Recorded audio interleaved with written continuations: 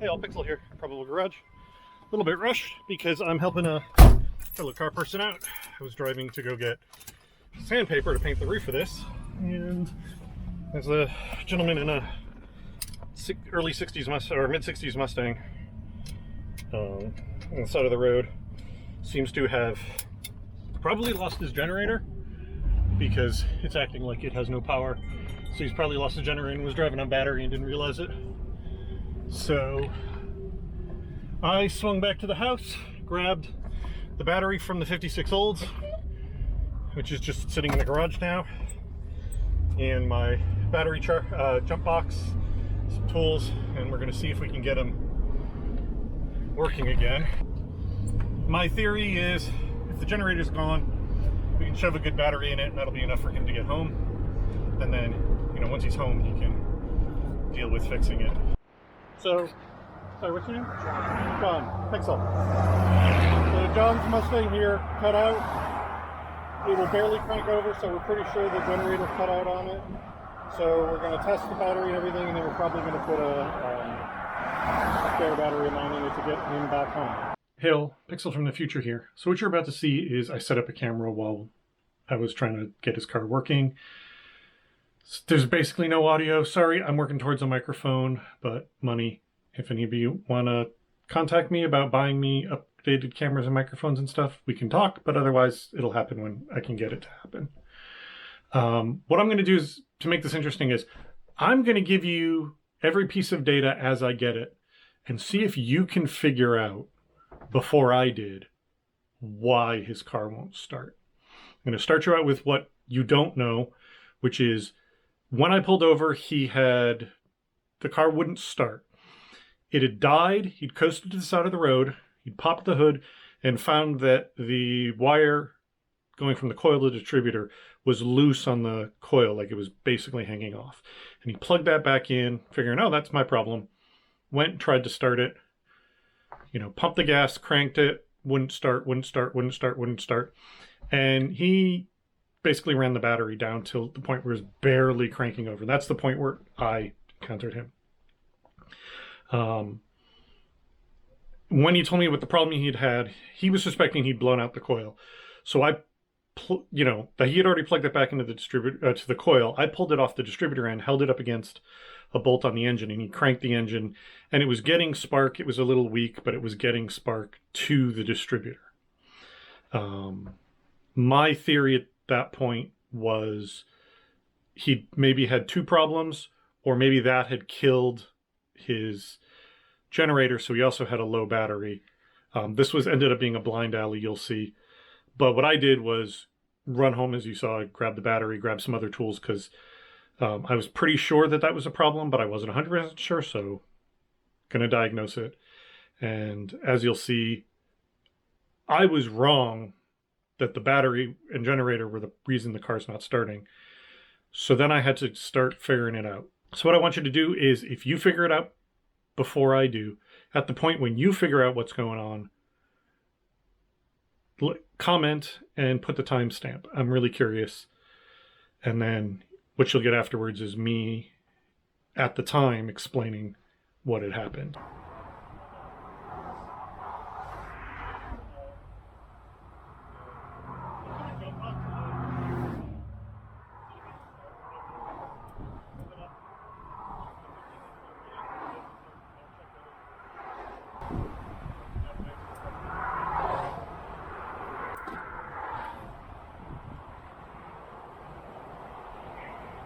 Okay, try it.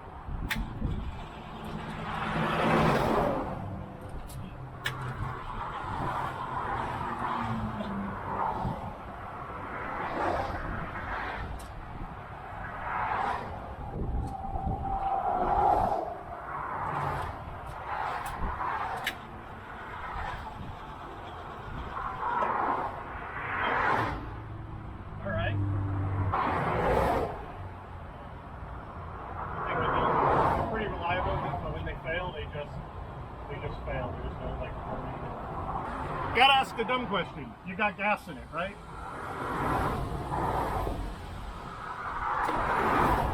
I appreciate that. the number of times I've sat with a project car, being like, why does it not start? Like, half tearing the car apart. I'm like, all right, got no gas in it. Anyway, we're going to see if we can spark there.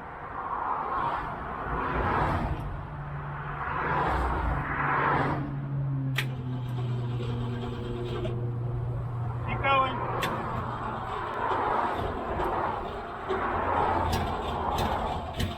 Stop. Alright, we're getting somewhere. And then basically that can get the engine a little bit. Not dangerous. Yeah, so look to the floor, crank it, try and run like a normal done it, then don't pump it at all. We don't want to put any more fuel in. With that. Look to the floor, hold it there.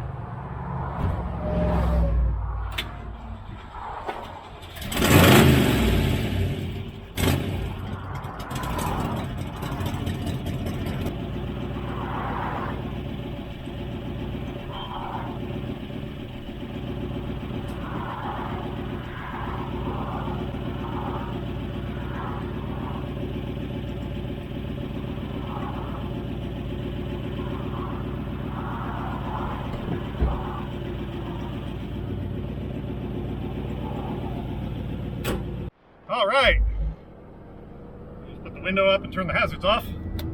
So, turned out that wasn't the battery. So what happened there initially, this is my second visit to him because I obviously went and got some stuff. The wire did not fit, the coil wire did not fit on the coil well. So he said when he pulled over, it had popped off. And he put it back on and the engine wouldn't start.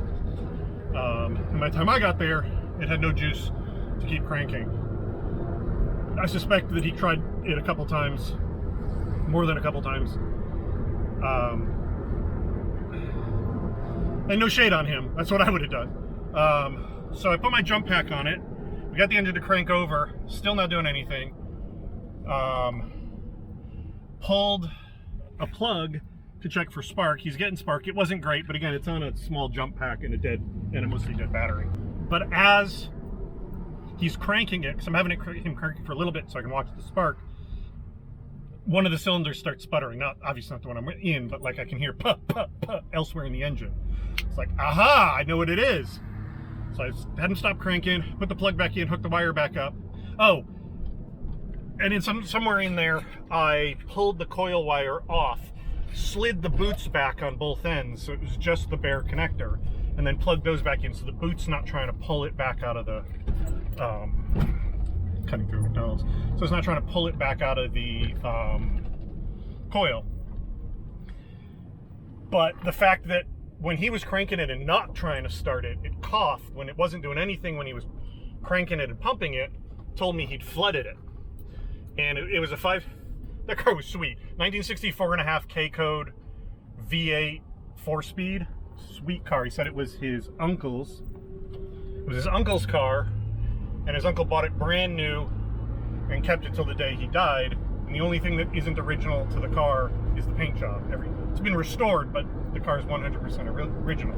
Which, like, damn, that's a nice little car. I was telling him, like, I've tried real hard not to scratch your shit. Anyway, sorry, off topic. So the fact that it's coughed like that when he wasn't trying to pump it and start it, told me he'd flooded it. Because if you got because he coasted in gear to a stop. This guy doesn't, no shade on him again. He doesn't know much about cars because he inherited the car and it was already all restored. He's very eager to learn, which is awesome. But he coasted in gear, which meant the engine was still being turned by the drivetrain, which means the fuel pump was still pumping, which means it was still pushing fuel into the motor, even though it's not burning it because the coil was disconnected. And then I'm sure he did the exact same thing I saw when I was there when he tried to start it, which is that he pumped it a couple times. You know, he pumped it and cranked it, which was just introducing more fuel into an already flooded motor, which is not clearing out the problem. So what I told him to do is what you do when you have a flooded motor. You just put your foot flat to the floor, hold it there, don't pump, and crank the engine. And as you saw in the video, cranked for like 2-3 seconds, fired right up. So what that is that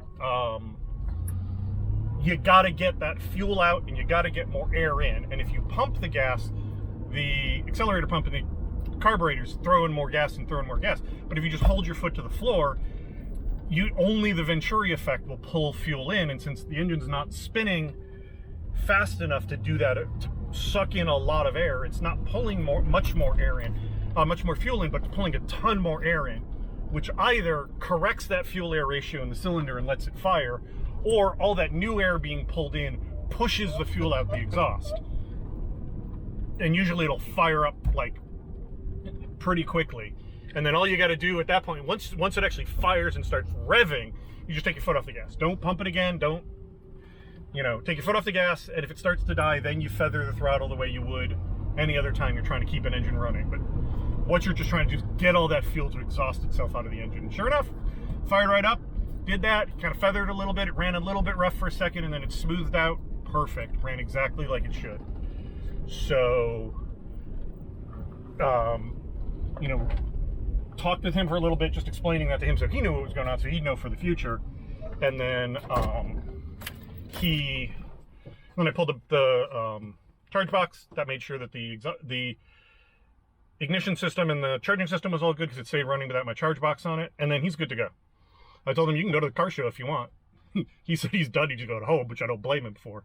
But yeah, basically the only thing he's going to need to do is get a better coil wire, because this one had two 90-degree boots on either end, which is not the right thing for that style of coil. It needs a straight-in boot on the coil end.